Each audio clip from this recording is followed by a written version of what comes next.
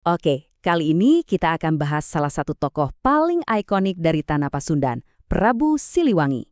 Tapi, ini bukan pelajaran sejarah biasa ya. Ini adalah cerita di mana batas antara fakta dan mitos itu, ya, jadi kabur. Sebuah kisah yang benar-benar ngebentuk jiwa orang Sunda. Dengerin deh kutipan ini, dalam banget kan? Selama gunung masih berdiri, Prabu Siliwangi tidak akan pernah benar-benar pergi. Nah, ini dia intinya. Ini bukan cuma soal seorang raja, tapi soal warisan yang seolah-olah abadi, yang nolak buat hilang di telan zaman. Oke, kita mundur dulu ya ke awal mula semuanya. Kita bakal masuk ke sebuah kerajaan besar yang namanya Pajajaran. Disinilah seorang raja yang bijaksana banget memerintah. Nama aslinya sih Sri Baduga Maharaja, tapi kita semua lebih kenal dia dengan sebutan Prabu Siliwangi. Nah, ini yang perlu kita pahami betul. Buat rakyatnya, Siliwangi itu bukan cuma sekedar penguasa. Bukan, dia itu kayak perwujudan dari kehormatan, keadilan, dan kekuatan. Semua nilai luhur yang dijunjung tinggi orang Sunda itu ada di dalam dirinya. Dia itu cerminan identitas mereka.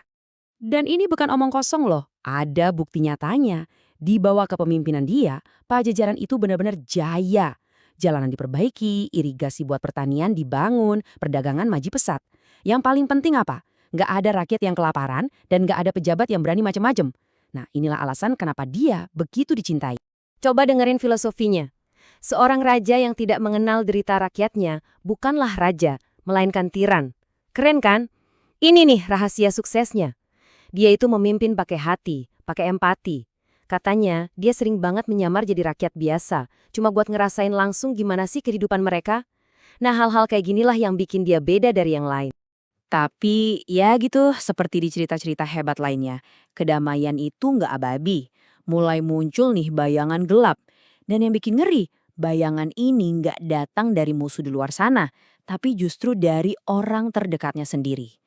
Nah, disinilah ceritanya berbalik arah.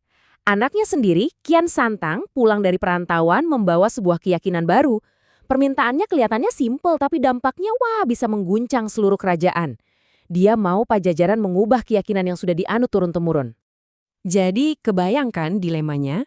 Di satu sisi, ada Prabu Siliwangi yang memegang teguh tradisi dan kehormatan leluhur. Di sisi lain, ada Kian Santang, anaknya, yang bawa semangat perubahan total.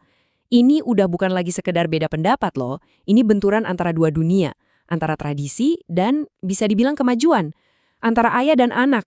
Berat banget. Dan ya, seperti yang bisa ditebak, perbedaan ini akhirnya pecah jadi konflik besar. Nggak bisa dihindari lagi. Kita sekarang masuk ke babak yang paling dramatis, babak penentuan nasib Pajajaran. Situasinya genting banget. Ternyata, kekuatan yang dibawa Kian Santang dan sekutunya itu luar biasa besar. Pertahanan Pajajaran yang tadinya kokoh mulai rontok. Benteng demi benteng jatuh. Kenyataannya pahit. Pasukan Pajajaran kalah jumlah. Jauh. Harapan buat menang perang itu tipis banget. Kerajaan yang dulu begitu makmur, sekarang ada di ujung tanduk. Benar-benar diambang kehancuran. Tapi, disinilah kita lihat karakter sejati Prabu Siliwangi. Walaupun kekalahan udah jelas di depan mata, dia nggak goyah sedikit pun. Menyerah, itu sama sekali bukan pilihan buat dia. Dan pada momen genting inilah dia mengucapkan kata-kata yang legendaris. Pajajaran mungkin runtuh, tapi kehormatan Sunda tidak akan pernah mati. Wow, coba bayangin. Di sini dia mengubah total narasinya. Ini bukan lagi soal kalah perang, tapi soal kemenangan jiwa. Kerajaan boleh hancur katanya, tapi kehormatan bangsanya itu abadi. Terus, terjadilah sesuatu yang di luar nalar. Tepat saat musuh udah mau sampai ke istana, tiba-tiba kabut tebal yang aneh banget turun dan menyelimuti semuanya. Dan pas kabutnya hilang, Prabu Siliwangi dan semua pengikut setianya udah nggak ada. Lenyap begitu aja. Nah, momen inilah yang mengubah statusnya dari tokoh sejarah menjadi legenda. Dari peristiwa misterius ini, lahirlah sebuah mitos yang kita kenal sampai sekarang. Konon, mereka itu nggak mati. Mereka melakukan moksa, istilahnya menghilang dari alam nyata, dan berubah wujud jadi harimau gaib. Inilah kenapa, di Tanah Sunda, harimau itu jadi hewan yang sakral banget. Karena dipercaya, mereka itu adalah jelmaan Prabu Siliwangi dan pasukannya, penjaga abadi Tanah Pasundan. Jadi, gimana ceritanya akhir sebuah kerajaan malah jadi awal dari sebuah legenda yang abadi? Aneh kan? Yuk kita lihat warisan apa aja yang dia tinggalkan.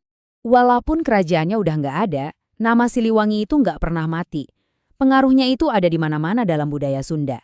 Kita bisa menemukannya di pepatah-pepatah, di cerita-cerita rakyat yang diceritain ke anak-anak, dan yang paling dalam, di jiwa dan kebanggaan orang Sunda sampai hari ini. Pada akhirnya, inilah transformasi terbesarnya. Dia bukan lagi sekedar raja, dia menjelma jadi sebuah simbol. Simbol perlawanan, simbol kehormatan yang gak bisa dibeli, dan intisari dari apa artinya menjadi orang Sunda. Nah, semua cerita ini akhirnya membawa kita ke satu pertanyaan penting. Setelah dengerin perjalanannya, dari raja di zaman keemasan sampai jadi harimau gaib, menurut kalian siapa sih Prabu Siliwangi itu? Apakah dia sekedar tokoh sejarah, legenda yang keren, atau mungkin roh penjaga yang sampai sekarang masih mengawasi tanah Pasundan? Jawabannya mungkin beda-beda ya buat setiap orang.